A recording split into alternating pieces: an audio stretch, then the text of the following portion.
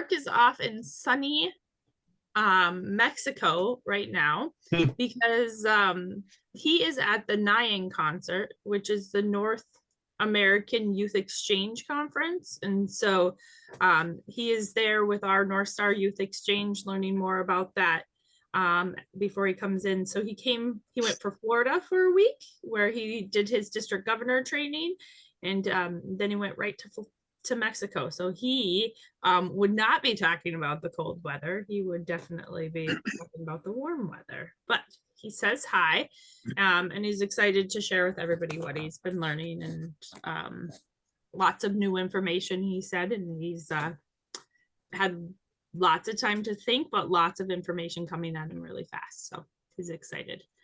So today we're going to talk some real nuts and bolts, and we're going to talk about budget and finance. And so we went from kind of talking about the sub club idea and membership last time, and the importance of membership, kind of now to what does membership do in terms of our budgeting and our finance and how they tie together. And so I'm going to really focus on like what we pay and how we bring it in and how it goes out and what it goes to. But Dawn is going to focus on the much more fun stuff, the people of action part of it, and how we can use funds from the Rotary Foundation to fuel our good. And so he's going to actually start, and I will let him introduce himself and give you a little background on who he is and why he loves Rotary.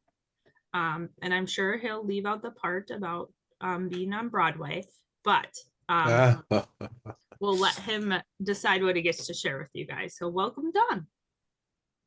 Thank you. Can you all see the screen there? Yes. Okay, I have a PowerPoint. I'm Don Stiles. I'm the District Rotary Foundation Chair for our district. And I go around to clubs and do this PowerPoint presentation to help them understand better how contributions to the Rotary Foundation end up as projects in your club, which helps with recruiting new members and just getting your members together for fun and doing projects. Three types of foundations when you're talking about Rotary. Can someone name one of those? What's one of the three foundations associated with Rotary? Your club foundation. Yes, the club foundation. The big one is the Rotary Foundation, or which we call TRF. And then clubs have their own foundations to get the 501c3 deduction, but that requires a lot of paperwork and filing tax returns. So some clubs have used the 5950 Foundation, and that was formed 20 plus years ago to do some Haiti projects. They kept the foundation shell, and now today it's being used for sub accounts for clubs that don't want to have their own foundation, but they use the 5950 Foundation, and they do all the paperwork and the tax returns. And so they still get their 501c3 deduction. Just something to think about. It was started, the Rotary Foundation, which we're going to focus on here, was started by Arch Klump in 1917. And so my first question is, what is the motto of the Rotary Foundation? Is it light up Rotary? Is it doing good in the world? Is it service above self? Or is it make Rotary great again? Anyone have a guess? Service above self. That's the motto for Rotary International. Yeah. But the foundation is a separate entity, and their motto is doing good in the world. Okay, so now you've learned something new today, right? Back many years ago, when Rotary was doing a whole bunch of international grants, they realized, wait a minute, we're spending as much time on doing a $5,000 international grant as a $2 million international grant. So they started a pilot program for 3 years back in 2010. And by 2013, they came up with understanding that, yes, these two smaller grants are too much to handle. So they pushed them down to the district to be more flexible. And so now we have TRF doing the large internationals, and larges are defined by being $30,000 or more. and the small internationals are done by the districts. So that was a big change. The Rotary Foundation now has this annual campaign called Every Rotarian Every Year. That's where we collect money for the annual fund. Those funds go to Evanston for 3 years. They sit there and earn interest. At the end of 3 years, 50% stays in Rotary International in what's called the World Fund, and it's used for global matching. And the other 50% goes to the districts. And your district assigns them both global grants and district, local, and small international grants. So all of that is summarized here in this picture. So the money goes in here, it's donated, sits for 3 years, and that's what runs TRF, the operations, the earnings on that. At the end of 3 years, it's split 50-50, 50% going to the World Fund, and that's what the global grants are matched with at 80% on the dollar. The other half comes to our district designated funds, or DDF, and some districts just put 100% into global grants. We put it 50-50 because we want to maximize what we can put into district. TRF requires at least 50% global, so we put our other 50% into district grants. Any questions on? That's probably the most important slide right here. Any questions? Okay, let's look at district grants by themselves. First of all Rotary grants have to be Rotary grants. They can't be checks that we just write to a non-profit. Rotary wants Rotary to be involved in running that project. And so that means there's probably some sweat equity involved. And for district grants are meant to be 1 year only. So they have to be completed by the end of the fiscal year every year. They're like jump starts. They get you going on a project. In 2025-26, this is what we're going to be doing in terms of a grant. So first of all, $2,000 is outright when it's approved. There's a 2-to-1 match of the club's money that put in up to $2,000 per club, and the minimum donation is $500. The maximum DDF is $10,000. So how does that work? Let's say you have one club and they put a project out and they get the $2,000 outright. Let's say that club puts in $1,000, they'll get a 2-to-1 match. And now for their $1,000, they're getting a $5,000 project. That's how it works for one club. But we encourage collaboration. So when multiple clubs join, then you have the 2,000 outright. And let's say you have 4 clubs that all combine it with at least $500, but at different amounts. And the total is $4,000. So they get the 2-to-1 match on that $4,000, and they get $8,000 for a $14,000 project. So that's how the magic of Rotary increases what you can do on projects. Any questions on that? Okay. This year, we just finished up allocating our last grant. We had 18 projects, district grant projects with 43 different clubs. We have 62 in the district and 43 were involved. The clubs put in 170,000 for a total projects of 358. That's a leveraging of 2.1 times. There were 12 local projects and 6 small internationals, and 3 single clubs and 15 collaborations. So you can see clubs are combining on projects. Mm-hmm. These are pictures of some of the projects. This is a Feed My Starving Children. Here's a food packing one that was local. This was a one in India where the Dalit girls were taught career paths rather than getting married at age 13 and starting a family. Next year, this is our allocation. So from 3 years ago, we will have 331,000 coming as district designated funds. And we will split that next year, come July 1, 165 to global, 165 to district. Some of the ideas that have come up over the years, you can see you've probably worked on some of these. But these are all easy projects to put together, especially when collaborating. Don, this is Doug in Wilmer. Yeah, Can you talk a little bit more about the sweat equity portion of a grant and how involved that is? yes, because we want people involved with the local projects, you have your own members or members are collaborating with you and they do the sweat equity. For instance, let's say you're putting in a park bench in a local park. The city usually requires that they put in the cement and they set the bench up, but you can do all the other work around it, like seeding where they had to dig out the concrete and maybe planting some flowers or doing something like that. And then having a dedication ceremony. So the Rotarians are actually involved in sweat equity. Does that help? Now for international, the small international projects, you rely on your host club there because international projects require a host club. So that's where you rely on those Rotarians to be on the ground doing those sorts of things. Well, I appreciate that. On Tuesday night, we had a discussion about our $3 million amphitheater project in Wilmer. And I mentioned sweat equity and they said, well, it's all contractors. We can't do any sweat equity. And I'm thinking, yeah, we can. We just have to brainstorm a little bit to see what can the local Rotary Club do. And like you mentioned, the dedication service, that's a big part of it. Yeah, there you go. And you could also bring some of the supplies to the location. If the contractors will build it, but you can help bring the supplies. So all sorts of ways. Okay, thanks, Don. Sure. To do a district grant, here's the process. You contact Chris Dirks, who's the chair. She assigns a mentor to that club, and they step you through everything on the instructions. And then you submit it. It's reviewed by the district. It's implemented.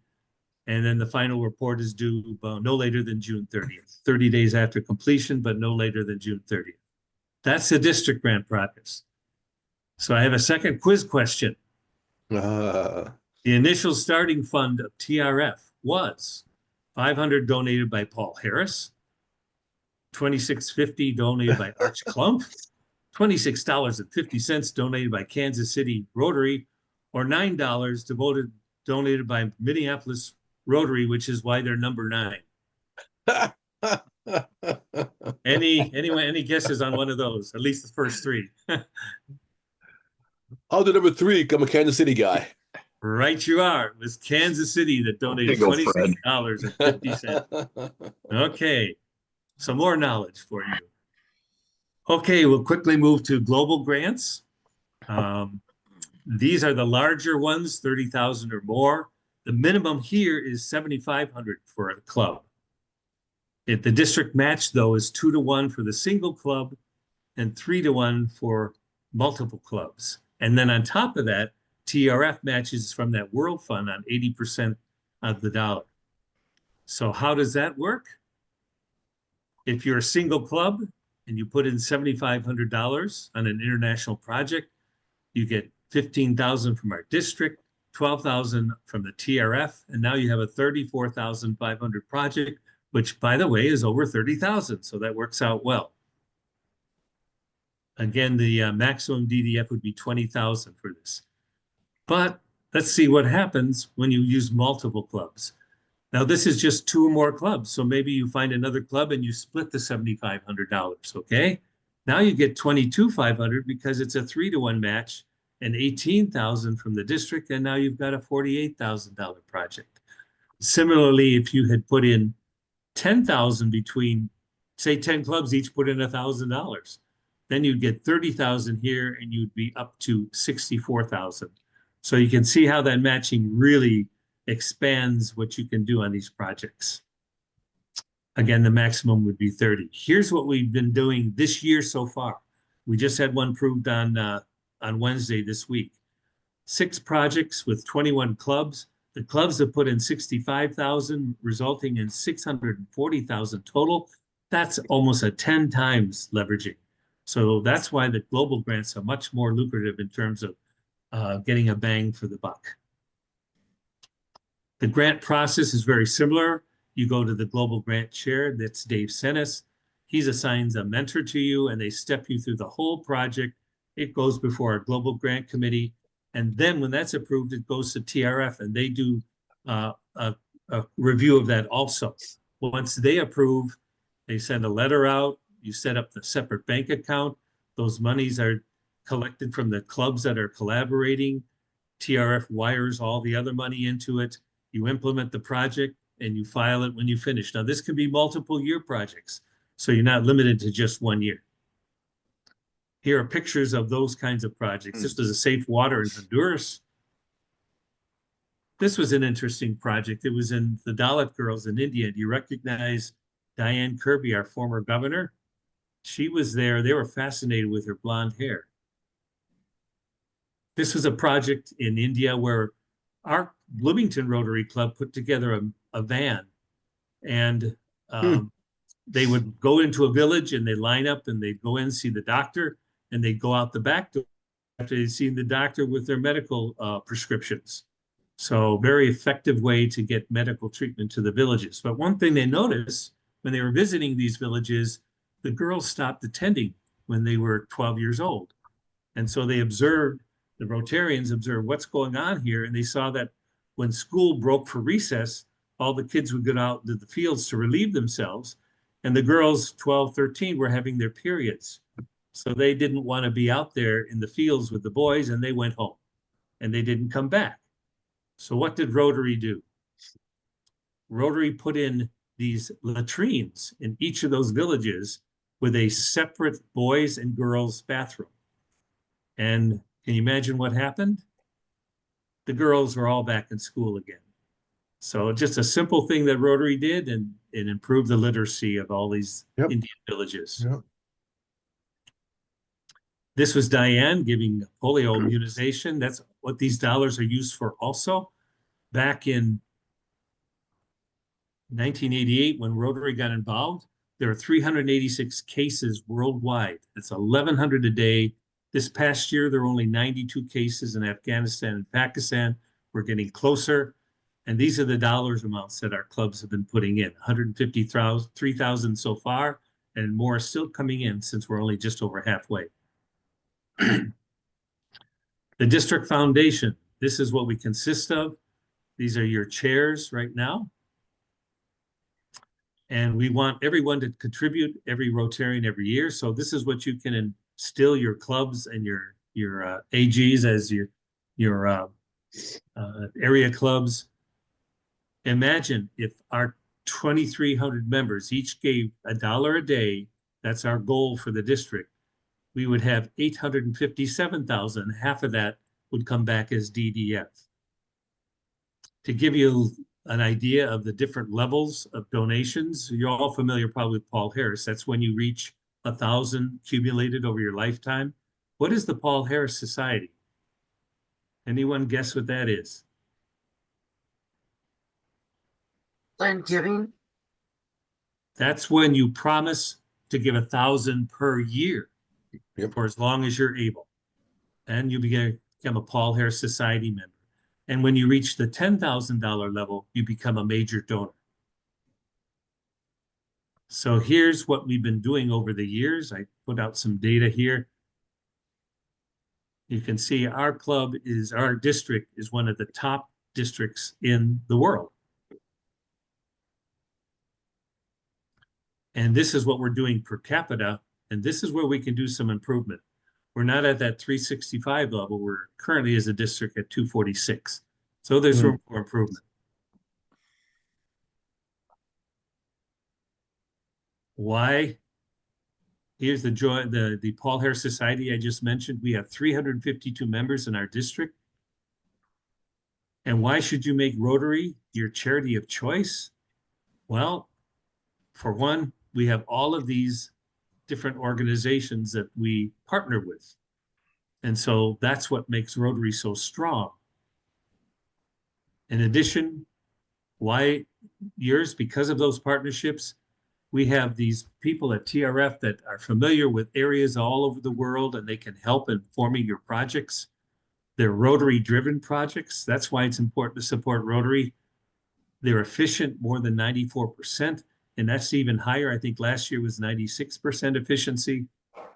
You're essentially spending your own contributions when you do Rotary projects. And Charity Navigator ranks us in the top 5 every year. And so we're top in the world. You can do contributions online. And why should you support TRF? Because you'll make a difference in your community, a difference in our world, and a difference in yourself. So I'd like to open just for a second here for questions. Does anyone have any questions about what I presented? And then I want to show you how you enter your goals. Any questions? Hey, Don, Yes. the thing that the splitting the money is absolutely, eye-opening all the time every time I see that. But also to be able to do the projects, the clubs must do what every year? To enter, to mean eligible, you have to have one member attend our GMS. There's 6 GMS classes coming up here in Yep. March and April. So send one member of each club, at least one. You can send more, but send one so they become familiar and they'll get all the information there and many of the slides I just showed you. You also have to have the president-elects sign the MOU and the addendum. We need that because that's the legal requirement. And then we also want them to enter the goals. And that's what I'm going to show you next, is how to enter your goals. So let me share that. Okay, are you done with your questions or? Because I have one. No, go ahead with a question. Okay, I'm in the fundraising field. I am wondering if you have a planned giving society. That would certainly seem like a natural growth area. A So you plan got the giving Paul Harris society. thing, but why not name a planned giving society? What do you mean by plan giving society? I mean, the University of Minnesota has the U of M Heritage Society, consisting of people who have the university in their will. Augsburg has another Octodal Society. So you got 2 Paul Harris's. Why not name and specify a planned giving society? We have that included in TRF, and all you have to do is go online and you'll find that. And is it named or is it just you? It's not called giving, but there's different levels that you can do there. And I'm just trying to think where I'm on the site right now. Are you familiar with the Rotary, my Rotary account? You should all have a. So you just go to my. Okay, so I'm just wondering what it's called. Is it just? The Rotary Foundation. Yeah, and Well, then I know that. What is Right. this plan giving area called? Do you have a name for it? it's not named. As you give or name things within there, like the bequest society, you earn your name through the different levels and ranking. Oh, Yep. so that's what it's called, the Bequest Society? Yeah. Yeah. Okay, so now I'm signing back into Rotary, and you can go into your goals, because each president-elect has to do this, by either going to My Rotary, and you see Rotary Club Central here, or just scroll down a little, and you can go right here. And that takes you to your club's Central, and then you're on Club Goals. Now, this is Bloomington. This is the past year, so you click on here to go to the next year. And here they list, you can see my president's already put in. He's put in some of these goals, but if I wanted to edit them, you can see anywhere there's pink, and you select that goal and you put in the number. So these were all your goals are going to go for the year.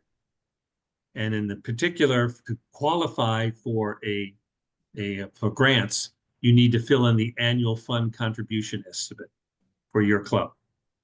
Okay? Any questions on that, on how to get in there? It's pretty simple. Any other questions on anything else? Okay, take it away, Alexa. Sure. First, I'm going to come back to Inez's question. Welcome those who joined while we were on. If you're on the Rotary International website, under About Rotary, under our foundation, you click under there, you get to donor recognition, and there's many of the things that Don talked about today. The Paul Harris Fellow, you get multiple Paul Harrises. Hopefully you're recognizing those in your club. If you're not, it's really a good idea to think about, like, how could we bring attention to this giving, if the people donating are open to it. And then as you go up, you know, you get to become a major donor. So this is a question I get a lot is, Doug reaches $10,000 in donation over his time in Rotary. He is recognized as what's called a level 1 major donor. But what's interesting is that he doesn't automatically get sent his beautiful plaque. And I'll show you what it looks like. Because I just happen to have one sitting next to my desk and it's not mine. But major donors get one of these, but they must be requested by their president or the Rotary chair, Rotary Foundation chair. And so you can actually go back to see if other people maybe have been missed in time. But you can request these and then hand them out, and they're great to really recognize giving, but maybe save them for big nights or celebrations or things like that. So that's a question. The other thing is some clubs use Rotary, the foundation points, and foundation points are wonderful, and you can use them to maybe recognize, like, Mike's work in Edina Morningside, you give him 1,000 points and recognize him with a Paul Harris. Those don't count towards major donor status. And so that can confuse people. They might think they're close to that, but then they had maybe a $1,500 in points. And that doesn't go towards your major donor status. And then one of the things that Inez was talking about was the Bequest Society, which is the commitment to future gifts, in the Rotary Foundation. And if you have questions on this, Sharon is your girl. She is the one who knows the most about this and can even talk a little bit more about this. But this page, and I'll put this in the chat and I'll make sure Mark sends this out to the group. This page answers a lot of the questions. It goes into the Arch Clump Society, the Legacy Society, and then it also kind of goes into some of the things that your club can be recognized for and how to get those things and get that recognition throughout the year. So questions on any of that? I just want to comment on using your points. Mm-hmm. And as I've looked through the clubs, there are an enormous number of points sitting out there, you know, just not being used in many clubs. And in our club, I saw that for myself, I had points not being used. And so I was able to get a Paul Harris recognition, fellow recognition for my wife and each of my 3 children. And we kind of made a big deal out of it. And with the idea that we were recognized in front of our club, but more so for 2 of our children, they are Rotary members. And it was just to get them jump started so they'd be thinking about becoming Paul Harris Fellows themselves. Great. Thank you, Doug. That's so good. Yeah, most clubs don't use their points, and so you get a point for every dollar that's donated within your club. So clubs are often accumulating these, and I think it's a great way to jumpstart people. It's a great way to recognize maybe partners that you're doing club or club projects with. Maybe you want to honor the city council every year. It's a great thing, and they go unused. So yeah, it's a wonderful idea. And we can, if that's something you guys want to know more about too, we can go through. There's just a form you fill out. It's a very easy. Once I figured out where the form was, it's been very easy. It's one, I've seen clubs that do it where they give points at the end of the year to make everybody a Paul Harris, and then they get recognized as a club that where they're 100% Paul Harris. And so it's a really fun way to recognize people. What is probably not as fun is budgeting, and that's what I'm going to take the next kind of 15 minutes, 20 minutes to kind of go over. If you have any questions at any time, just stop me. I'm going to share my page, and I have a very lovely setup my husband gave me with multiple screens that are way up high, and so if I look like I'm looking off into space, it's because I'm looking at one of my multiple screens, so I apologize for that. So what I'm going to show you first is on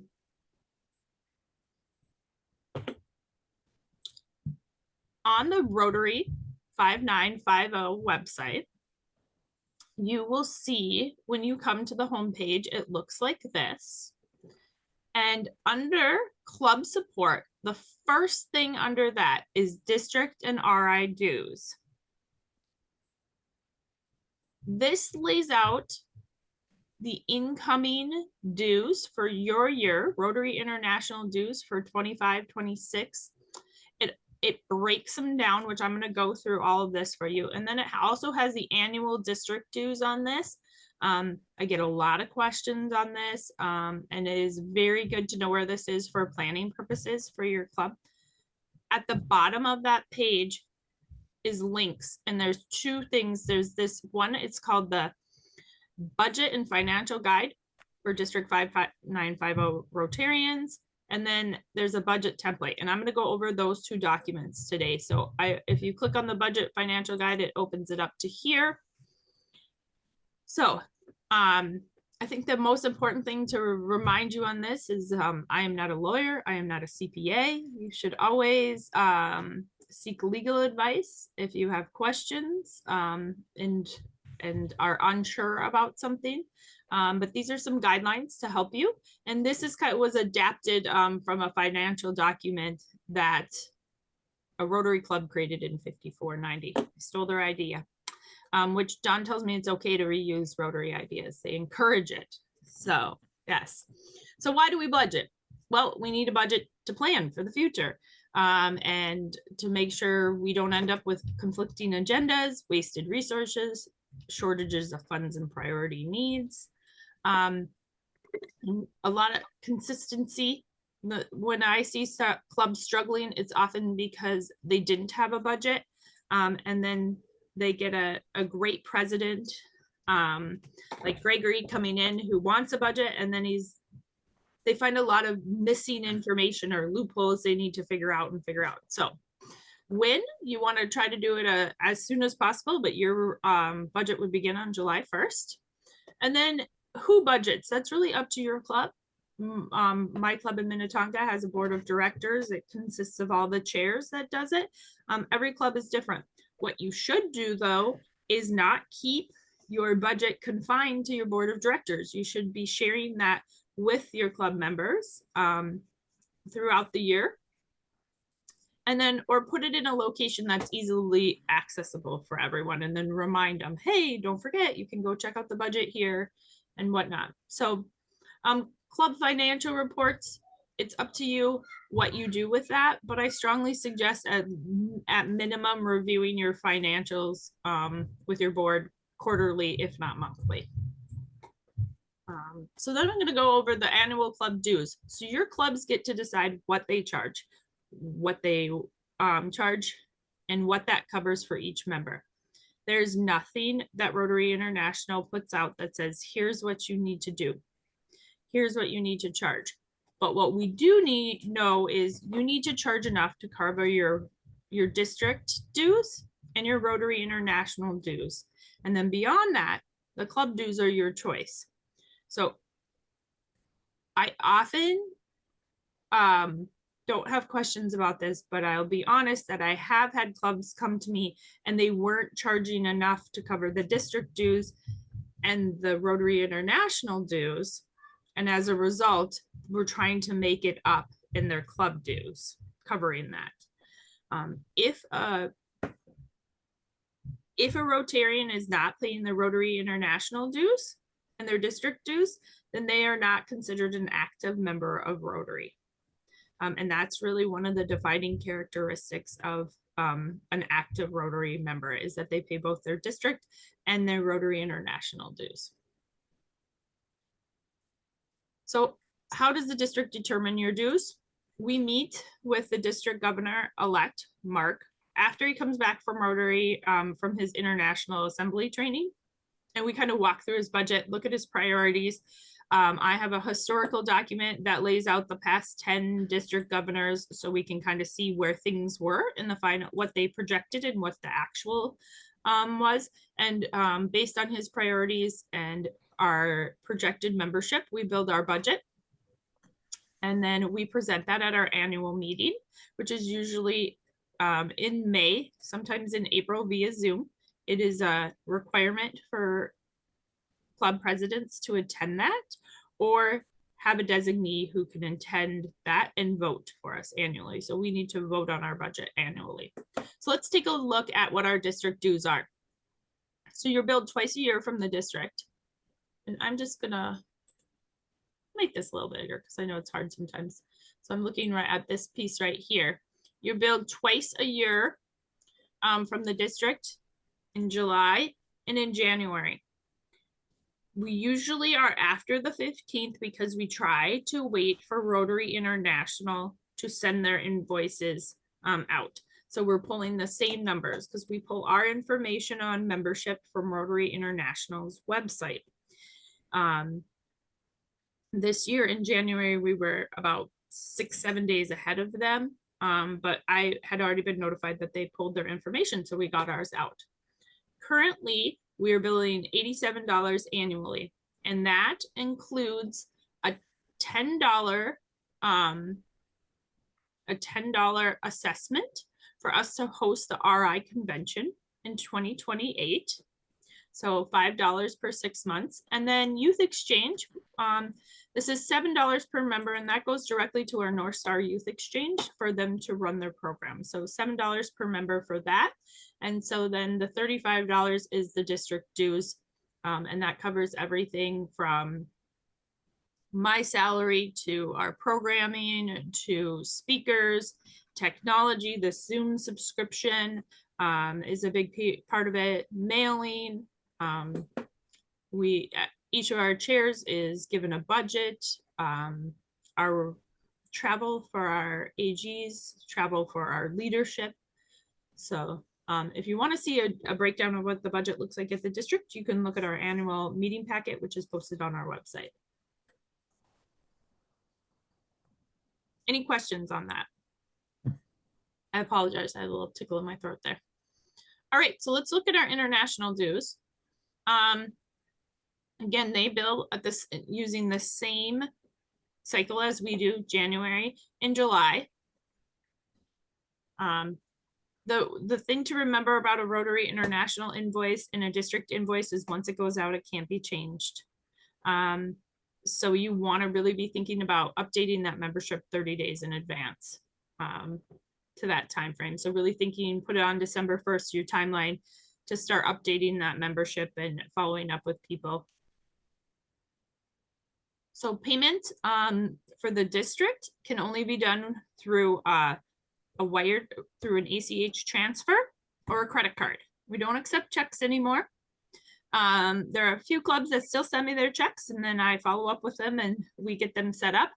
We've gone as much paperless as possible. And then that is the same for Rotary International. They send their invoices out electronically, and then you pay online. And so this part of it kind of walks you through it. And then if you want to, this club invoice frequently asked document walks you through every question you could possibly have about the invoice. Where did they get the number? Why is it here? How do I get to my invoice? How do I look at past invoices? I can't walk you through yours because your guys' clubs are like private. So if you have questions, you want to reach out to your financial representative. But we'll take a look at our dues here. So your annual dues for Rotary are $82. And they are billed twice a year, July and January. And then the Rotary magazine, whether it be digital or print, is $18. And that's billed twice a year. That is billed half in July, half in January.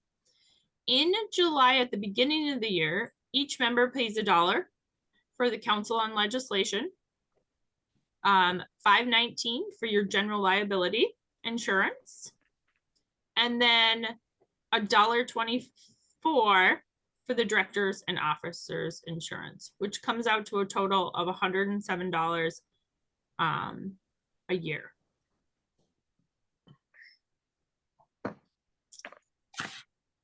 Questions on that?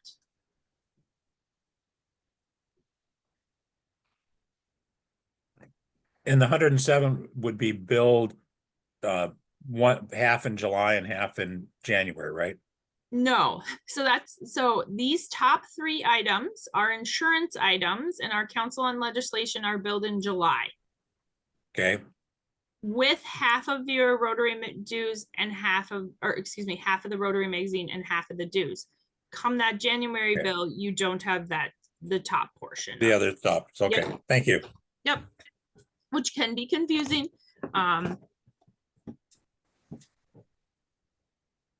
So we have seen an increase, just like the district had a $3 increase. Rotary International is ending their increase this year too.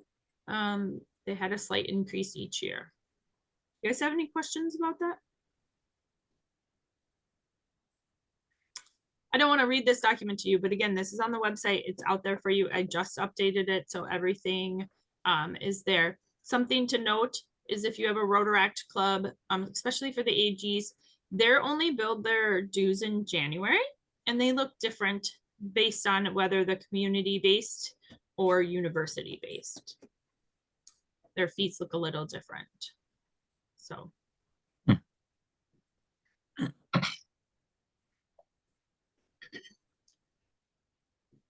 This is all about your liability insurance and that you do have insurance through Rotary International as a club. I'm not going to cover that. We'll bring our district representative, Andy Schmitz from Egan, in to talk about a Rotary. But what I can tell you is that if you're wondering if you need to purchase additional insurance, chances are you don't, for events and things like that, that your insurance that you're already paying for will cover it. For example, our golf tournament where we serve alcohol is covered under this liability insurance. Driving a vehicle for the food shelf is covered under this insurance.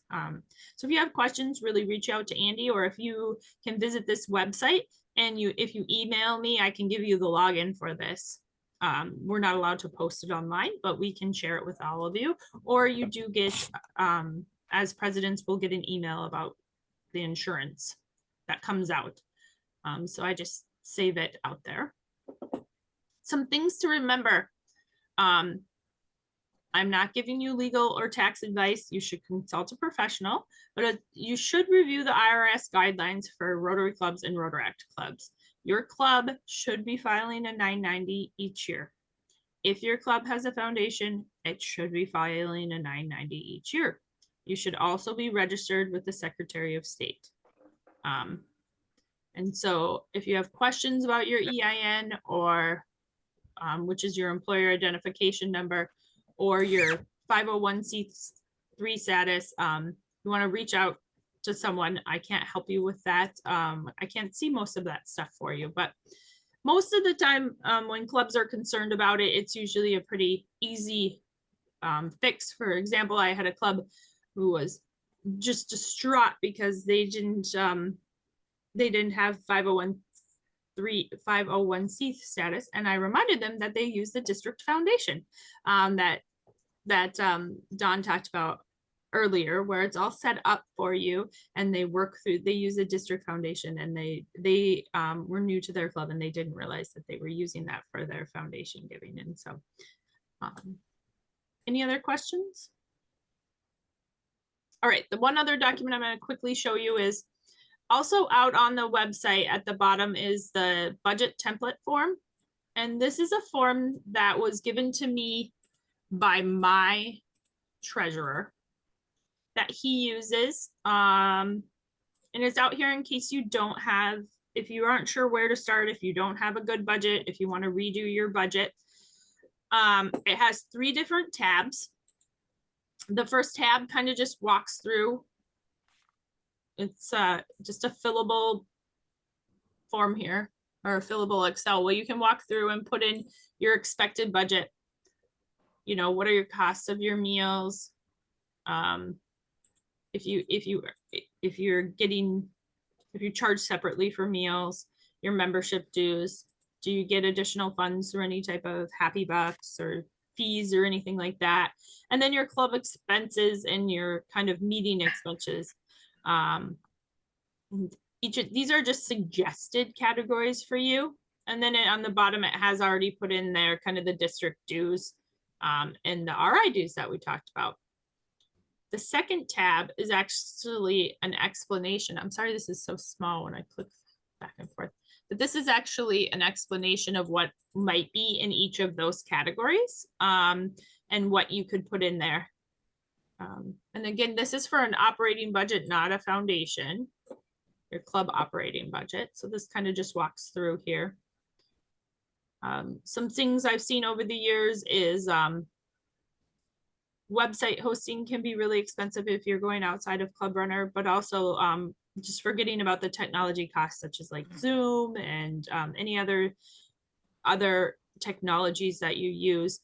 A lot of clubs will pay for a Survey Monkey if they want to do a survey, but the district can host that survey for you too and save you the cost of purchasing any type of survey software. The final item, and I will send out the direct links to these, so don't frantically try to copy anything, but this is an interesting, this was in the spreadsheet that my treasurer gave us. And this is a look at how the prices have changed since 2010. And it's really good perspective, but he always includes this for us in our once a year review at our club level to just explain to us, you know, the value of Rotary and how little it's changed over the years. For example, the Council on Legislation has consistently been $1, and for a period it actually went up and then it went down. And then the district dues, this shows the growth over the time, and RI dues over time. But this is a really good thing if people are expressing concern about rising prices. You can share this with them. And then at the bottom, if you type in a number up here, this will auto-populate. If I were to say that the dues were just, I'm gonna just put 600 in here. Oh, I can't edit this, sorry. But if you put in this actual, what your dues are, it will tell you at the bottom what % of the dues you're charging your member goes to RI in the district and what is going back to the club to help them understand what they're being charged. I think when we talk about value of membership, if we're just a little more transparent about the costs and what you're getting as a result, it can be really helpful to new members and even members on the fence about it. So that was like a super ton of information really fast. Questions?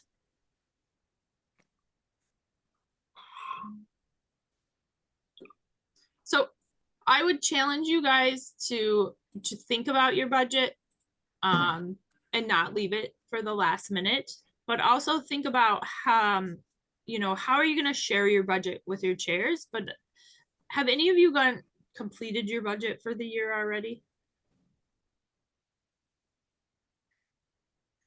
No. I don't think so. That's okay. And I don't suspect you would. I think now would be the time. And as you name your chairs, your incoming chairs, talk to them about what, you know, what they want to do. Think about the goals you're going to be setting and how that might change in your budget. We started a sub club this year and we didn't have that in our budget. So we had to think about what does that look like and what might that expense look like moving forward.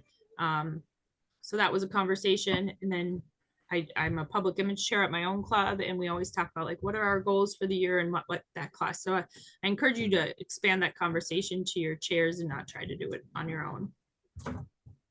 Alexa, I don't have the agenda in front of me, but is budgeting included in the PETS training in March? So in my session about making a list and checking it twice is ensuring your budgeting, yeah, but not as much detail as today. All right.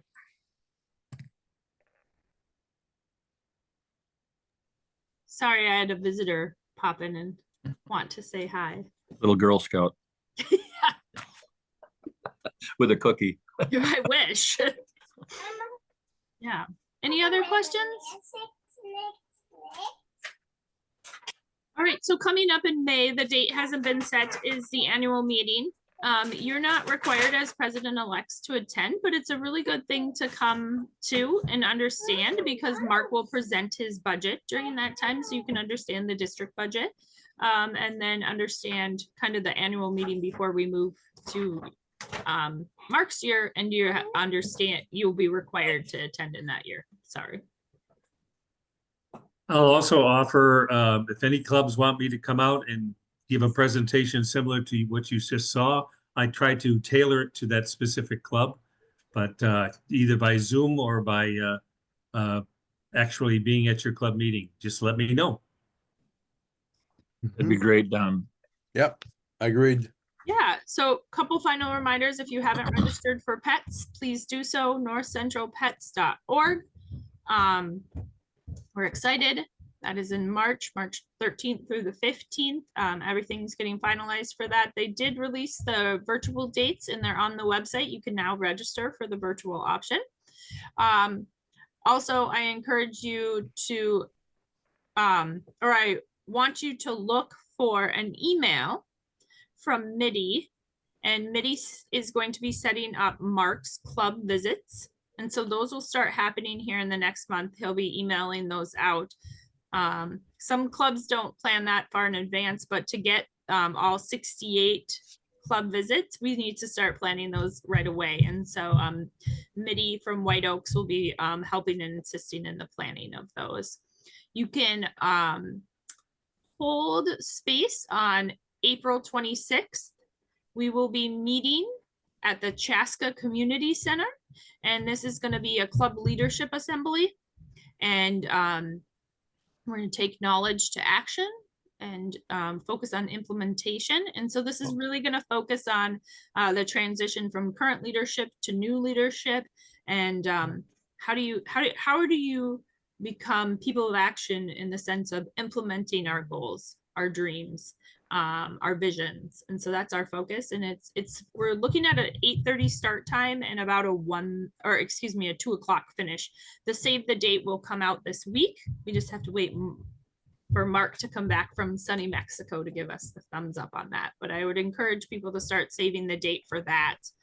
And the date again is what? April 26th. If you have any interest in the sub club model, we're meeting every other Wednesday at 7:30 at night for a quick session, a group discussion. It's really brainstorming. We had a gentleman come in from Iowa this last week who has had extreme success in using the sub club model, and he walked us through and talked about it. It was wonderful, and we did actually record that one. So if anyone has interest in that one, we can send that one out. And then looking forward on March 10th, that sub club group itself is going to have a speaker on asking for payment. So really talking about how do we talk about our own value so that dues isn't a barrier. And so if you're interested in that, just shoot me an email or send Mark an email, and we can get you registered to be part of that. More information will come out about that, but I just wanted to give you guys some heads up on dates. So that's all I have. I'm 1 minute over. Thank you all so much for your time. Thank you, Don, so much for your time. I appreciate everyone. And we'll see you guys in 2 weeks. Yep. Thank you.